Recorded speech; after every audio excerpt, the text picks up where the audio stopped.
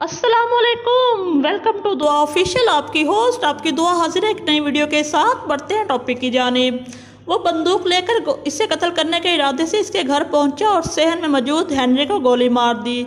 ये वाक़या 1893 में पेश आया और आज तक इंसानों के लिए हैरत, तजस्सुस और ताज्जुब का सबब बना हुआ है। अगर आप गौर करें, एक घर के सहन में मौजूद दो अफराद में से जब कोई एक फ़र्द दूसरे पर बंदूक से गोली चलाता है तो वो कितनी देर में इसे निशाना बना सकती है, तो आपका जवाब यकीनन चंद सेकंड होंगे। लेकिन जिस वाक़े का मैं आगे चलकर जिक्र करूंगी, इसमें हैरानकुन तौर पर बंदूक से चलाई गई एक गोली तकरीबन 20 साल बाद अपने हदफ तक पहुंची। यह नाकाबिल यकीन वाक़या तकरीबन एक सदी से ज़्यादा अरसा पहले पेश आया। तफसीलात के मुताबिक हेनरी नामी अमरीकी नौजवान ने अपनी महबूबा को धोखा दिया तो वह इसे बर्दाश्त ना कर सकी और दिल बर्दाश्त होकर इसने खुद अपनी ज़िंदगी का खात्मा कर लिया। भाई अपनी प्यारी बहन की खुदकुशी को बर्दाश्त ना कर सका और इसने हेनरी से बदला लेने का फैसला कर लिया। लड़के का भाई असला लेकर हेनरी को कत्ल करने के इरादे से इसके घर पहुंचा और सहन में मौजूद हेनरी को गोली मार दी।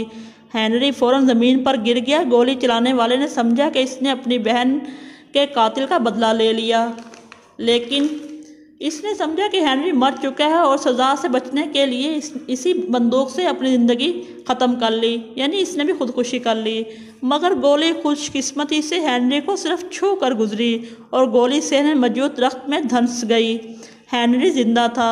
इस वाक़या के तकरीबन 20 साल बाद 1913 में हेनरी को अपने घर की मरम्मत के लिए लकड़ी की ज़रूरत पड़ी, तो इसने सहन में मौजूद वो दरख्त काटने का फ़ैसला किया जिसमें वो गोली धंसी हुई थी, जो 20 साल पहले हेनरी की जान लेने के लिए चलाई गई थी। दरख्त को आरे से काटने की कोशिश की गई, लेकिन हेनरी इसमें नाकाम रहा। हेनरी दरख्त को मामूली बारूद के जरिए उड़ाने का फैसला किया। इसने ये काम कर डाला और इसके साथ ही एक ज़ोरदार धमाका हुआ जिससे दरख्त में धंसी 20 साल पुरानी गोली तेज़ी से बाहर निकली और हेनरी के सर में जा लगी और हेनरी वहीं मर गया।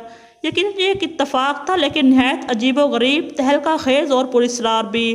तारीख में ऐसे वाक़यात शाज़ और नादर ही मिलते हैं। मिलेंगे नेक्स्ट वीडियो में, तब तक के लिए अल्लाह हाफिज़।